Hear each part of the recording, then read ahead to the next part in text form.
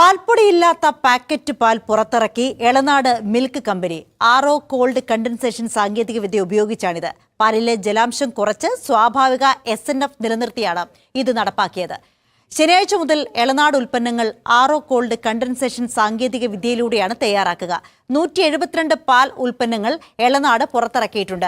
ഇതിനു പുറമെ rich dad എന്ന പേരിൽ ഐസ്ക്രീം വിഭവങ്ങളും വിപണിയിലെത്തിച്ചു. Elanad milk managing director KM Sajeesh Kumar, executive director KM Sumesh Kumar തുടങ്ങിയവർ തൃശൂരിൽ അറിയിച്ചതാണ് ഇക്കാര്യം.